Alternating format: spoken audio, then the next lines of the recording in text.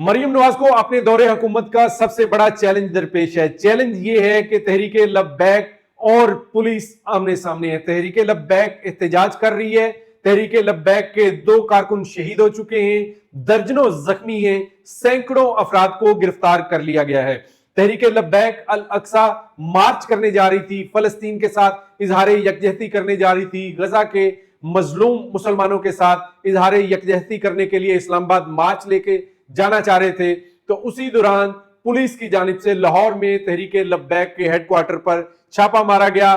وہاں پر درجنوں کارکنوں کو گرفتار کرنے کی کوشش کی گئی، قائدین کو گرفتار کرنے کی کوشش کی گئی۔ تو کارکن اور پولیس آمنے سامنے آ گئے۔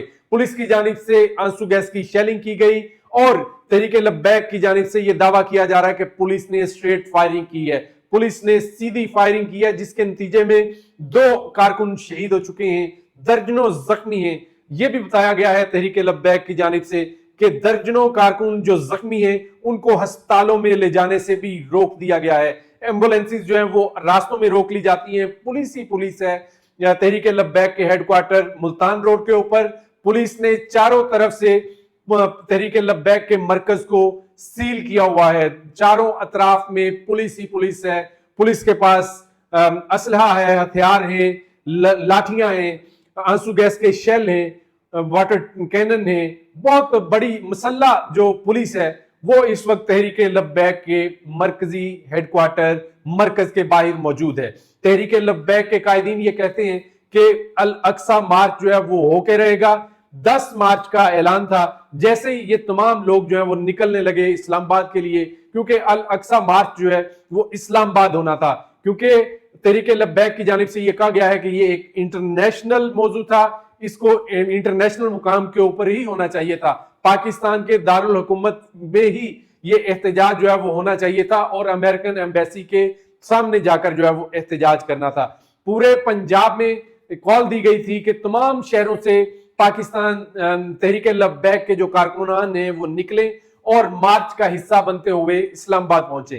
لیکن اسلام آباد پہنچنے سے پہلے ہی لاہور میں جیسے ہی یہ قافلہ نکلنے لگا تو پولیس نے چھاپا مارا، گرفتاریاں کرنے کی کوشش کی، تو وہاں پر حالات کشیدہ ہو گئے اور اس قدر کشیدہ ہو گئے کہ آپ کو جس طرح میں نے بتایا کہ 2 افراد شہید ہیں، درجنوں زخمی ہیں، سینکڑوں کارکنان کو گرفتار کیا گیا ہے۔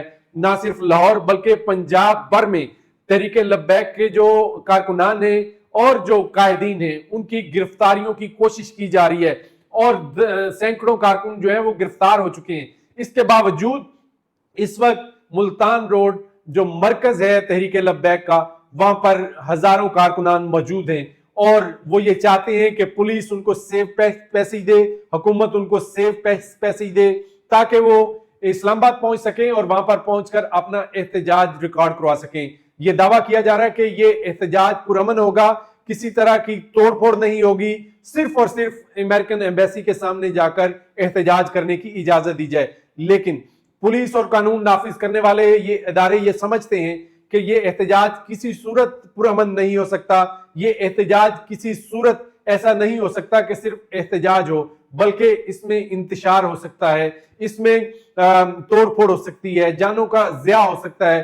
پولیس یہ خیال کرتی ہے، قانون نافذ کرنے والے ادارے یہ خیال کرتے ہیں۔ لیکن اب جیسے ہی میچ پڑ گیا ہے، میچ کس میں پڑا ہے؟ پولیس اور تحریک لبیک کے کارکنان کے درمیان نہیں، بلکہ یہ میچ اب مریم نواز کے ساتھ پڑ چکا ہے۔ مریم نواز کو یہ سب سے بڑا چیلنج ہے۔ مریم نواز کو جو بہت بڑے بڑے چیلنجز درپیش تھے ان میں سے یہ سب سے بڑا چیلنج میں سمجھتا ہوں، کیونکہ تحریک لبیک یہ پہلا احتجاج نہیں کرنے جا رہی۔ تحریک لبیک نے اس سے پہلے بہت بڑے بڑے احتجاج کیے ہیں، ریلیاں نکالی ہیں اور بڑی بڑی حکومتوں کے سامنے انہوں نے احتجاج کیا ہے۔ عمران خان کی حکومت ہو، پاکستان مسلم لیگ نون کی حکومت ہو، پرزور احتجاج کیا گیا اور پوری طاقت کے ساتھ جو ہے وہ احتجاج کیا گیا، لیکن اس کے باوجود یہ ہٹے نہیں، یہ ڈٹے رہے، پوری طاقت کے ساتھ کھڑے رہے، تب تک کھڑے رہے جب تک وقت کے حکمرانوں کے ساتھ ان کا کوئی تحریری معاہدہ نہیں ہوا۔ اب دوبارہ سے مریم نواز کی حکومت ہے پنجاب میں، مریم نواز دیکھتے ہیں کہ اس معاملے کو کیسے سارٹ آؤٹ کرتی ہیں۔ تحریک لبیک پاکستان کی جانب سے تو کہا جا رہا ہے کہ یہ صرف اور صرف غزہ کے مسلمانوں کے ساتھ اظہار ہمدردی اور یکجہتی کرنے کے لیے مارچ نکالا جا رہا ہے، لیکن اگر مریم نواز کچھ اور سمجھ رہی ہیں، قانون نافذ کرنے والے اداروں نے کچھ اور بتایا ہے، تو اس کو سارٹ آؤٹ ضرور ہونا چاہیے۔ اگر مریم نواز اس کو اچھے طریقے سے ہینڈل کر لیتی ہیں، ٹائملی ہینڈل کر لیتی ہیں، تو یہ مریم نواز کی حکومت کے لیے بہتر ہوگا۔ اگر یہ موب بفر گیا، اگر یہ موب جو ہے وہ بگڑ گیا، اگر یہ اپنی آئی پہ آ گیا، تو پھر ان کو روکنے والا کوئی نہیں ہے۔ میں نے اپنی آنکھوں سے ان کے بہت سے احتجاج دیکھے ہیں، جو نہ صرف پنجاب کے اندر بلکہ پورے پاکستان کو بند کر دیا جاتا تھا، تو پھر حکومتیں کمزور ہو جاتی تھی، حکومتیں جو ہے وہ مذاکرات پر مجبور ہو جاتی تھی، اور ان کے مارچ جو ہیں وہ کوئی اس طرح کے معاملات کے اوپر نہیں ہوتے تھے کہ کوئی سڑک بنوا دی جائے، کہیں گراؤنڈ بنوا دی جائے، کہیں پر کوئی کھیل کا میدان بنوا دیا جائے، کہیں ٹھیکے دلوا دیے جائیں، یا کوئی وزارت اعلیٰ دے دی جائے، یا کسی وزیر مشیر کا سیکرٹری یا کوئی مشیر بنا دیا جائے یا وزیر بنا دیا جائے۔ پولیٹیکل جو فائدے ہیں وہ لینے کے لیے یہ احتجاج جو ہے وہ نہیں کرتے۔